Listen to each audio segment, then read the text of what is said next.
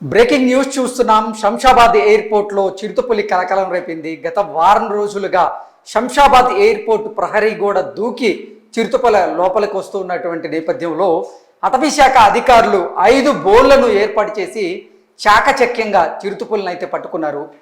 5 బోన్లను ఏర్పాటు చేసి 5 బోన్లలో కూడా 5 మేకలను ఎరగా వేసి మరి ఈ చిరుతపుల్ని ఈరోజు అటవీ శాఖ అధికారులు పట్టుకున్న నేపథ్యంలో ఈ అంశం మీద మనతో మాట్లాడేందుకు ప్రముఖ సీనియర్ జర్నలిస్ట్ యజ్ఞమూర్తి గారు మనతో ఉన్నారు. సార్తో మాట్లాడదాం. యజ్ఞమూర్తి గారు నమస్తే అండి. నమస్తే కృష్ణ.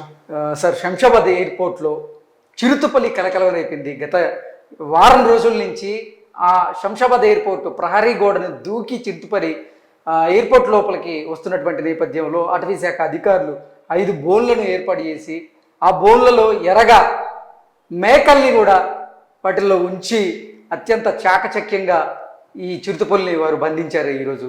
ఏంటి సార్, దీని మీద మీ విశ్లేషణ ఏంటి?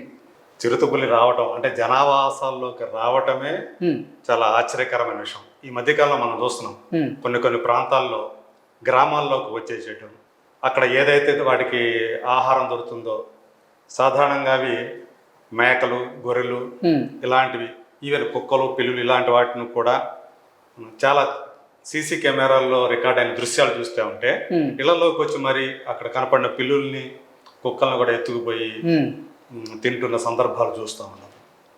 ప్రధానంగా ఏంటంటే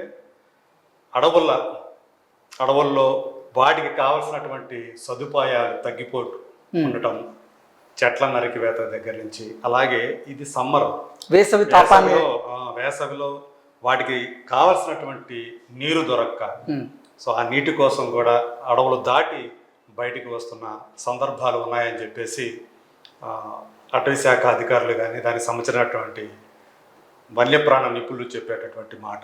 సో ఇప్పుడు అంటే వారం రోజుల నుంచి వీళ్ళు గమనించినంత వరకు వారం రోజుల క్రితం అది కనపడింది. సో దాన్ని పట్టుకోవడం కోసం అటవీ శాఖ అధికారులతోటి ఈ ఎయిర్పోర్ట్ అధికారులు, అఫీషియల్స్ ప్రయత్నాలు చేయటం, దానికోసం అంటే మామూలుగా చిక్కదు కాబట్టి దానికి ఆహారంగా మేకను కనుక పెడితే మేక కోసం అని చెప్పేసి ఆ బోన్లో పడుతుందని చెప్పేసి వాళ్ళు ఆ విధంగా కూడా ప్రయత్నం చేయటం, ఒకసారి 2 సార్లు బోను దాకా వచ్చి కూడా అది అక్కడి నుంచి మళ్ళీ అది వెనక్కి తిరిగి వెళ్ళిపోవటం. సో మొత్తానికి గురువారం రాత్రి అంటే నిన్న రాత్రి ఎట్టకేలకు అది ఆ బోన్లో చిక్కటం. సో ఇదంతా కూడా అంటే ఇది గమనించాల్సిన విషయం ఏంటంటే ఎందుకు వన్యప్రాణులు ఇలాంటి సో చిరుతపులు లాంటివి సాధారణంగా అవి జనావాసాల్లోకి రావవి, అలాంటివి ఎందుకు ఇటు వస్తున్నాయి? బహుశా అది వికారాబాద్ అడవులు ఉన్నాయి కాబట్టి ఆ వికారాబాద్ అడవుల నుంచి వచ్చిందా, ఎక్కడి నుంచి వచ్చింది అనేది తర్వాత అంటే అటవీ శాఖ దర్యాప్తులో తేలాల్సినటువంటి విషయం. సో మొత్తం వేసవి తాపాన్ని భరించలేక దాహం తీర్చుకునేందుకు అది జనావాసాల్లోకి వస్తుంది అంటే కొంతమంది చెప్తున్నటువంటి నేపథ్యంలో, లేదు వేసవికి సాంత్వన పొందేందుకే అది బయటికి వస్తుంది, జనావాసాల్లోకి వచ్చి ఉండొచ్చు అంటూ కూడా కొంతమంది అభిప్రాయం వ్యక్తం చేస్తూ ఉన్నారు. ఏదేమైనా మొత్తానికంటే దానికి అంటే ఎక్కువ చాలా వరకు కూడా వన్యప్రాణులు బయటకు వచ్చేది ఏంటంటే అక్కడ కావాల్సినటువంటి ఆహార కొరతన్నా ఉండాలి, లేదా నీటి కొరతన్నా ఉండాలి, దాహము అలాగే ఆకలి, 2 వాటి సరిపాడులో అవి దొరకనప్పుడు అవి బయటకు వచ్చి రావడానికి చూస్తాయి అవి. సో వాటి కోసం వెతుకులాటలో అన్వేషణలో భాగంగా అవి అడవి దాటి బయటకు వచ్చే అవకాశాలు ఎక్కువగా ఉన్నాయి. నిన్న బోన్లో బంధించినటువంటి ఈ చిరుతపుల్ని అటవీ శాఖ అధికారులు జూ పార్క్కి అప్పచెప్పచ్చు అంటూ కొంతమంది చెప్తూ ఉన్నారు. లేదు అటవీలో తీసుకువెళ్ళి వదిలిపెట్టే అవకాశం ఉందంటూ మరికొంతమంది చెప్తూ ఉన్నారు. ఏంటి సార్, జూ పార్క్ వాళ్ళకి ఇచ్చే అవకాశం? ఎక్కువగా జూ పార్క్కి ఇచ్చే అవకాశాలే ఎక్కువగా ఉన్నాయని చెప్పుకోవాలి. లేదంటే ఒక సురక్షిత నేషనల్ పార్క్కి తీసుకెళ్ళినా అక్కడికైనా వదిలిపెట్టడమో ఏదో చేయాలి. సో ఇది మరి వాళ్ళు ఏ డెసిషన్ తీసుకుంటారో చూడాలి. మరి జూ పార్క్ గత వారం రోజుల నుంచి చూసుకున్నట్లయితే చిరుత సంచరిస్తుంది అని తెలియగానే అక్కడ శంషాబాద్ పరిసర ప్రాంతాల్లో ఉన్న వాళ్ళందరూ కూడా కొంత భయాందోళనలకు గురయ్యారు. అయితే నిన్న చిరుతను బంధించిన తర్వాత వారు కొంచెం ఊపిరి పీల్చుకుంటున్నారు అనేటువంటి వార్తలు కూడా మనం చూస్తూ ఉన్నాం. అదే ఇది ఏంటంటే లెపార్డ్ చిరుతపుల్లో మనకు తెలుసు చీటా ఒకటి, లెపార్డ్ ఒకటి, 2 ఉంటాయి.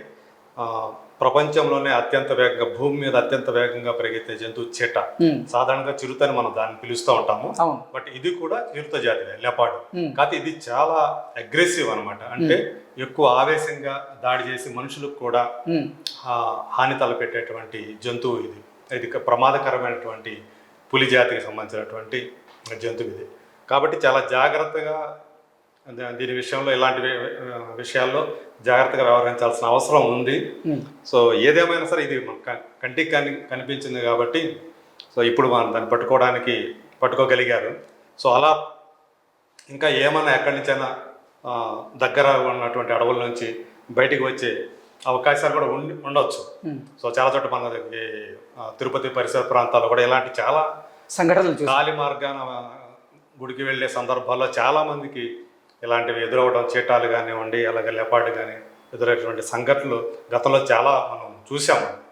సో వాటికి కావాల్సిన అంటే మనం ప్రధానంగా చేయాల్సినట్టే పర్యావరణాన్ని మనం ఎంత ఎక్కువగా పరిరక్షిస్తే సో అది కూడా మనల్ని పరిరక్షిస్తుంది అంటారు. సో అడవుల నరికివేత అనేది లేకుండా ఉన్నట్లయితే, అడవుల్ని మనం కాపాడుకుంటే అందులో ఉన్న వన్యప్రాణులు కూడా జనాల్లోకి రాకుండా సో మనం కూడా సురక్షితంగా ఉండే అవకాశం ఉంది. అలాగే మనం పెంచుకునే పశు సంపదకు కూడా ఇబ్బంది కలగకుండా ఉండే అవకాశం ఉంది. లేదంటే మన పెంపుడు జంతువులు కానివ్వండి, లేదంటే మేకలు, గొర్రెలు ఇలాంటివి మనం కాపాడుకునే వాళ్ళం అవుతాం. సో ఏదేమైనా కానీ ఈ చిరుత అనేది ఇలా ఎవరికి హాని కలగకుండా అది ఇలా బోన్లో చిక్కడం అనేది కొంతవరకు చాలామంది అంటే ఆ ప్రాంతంలో వాసులందరూ కూడా హాయిగా ఊపిరి పీల్చుకునే సందర్భం. Okay sir, thank you so much.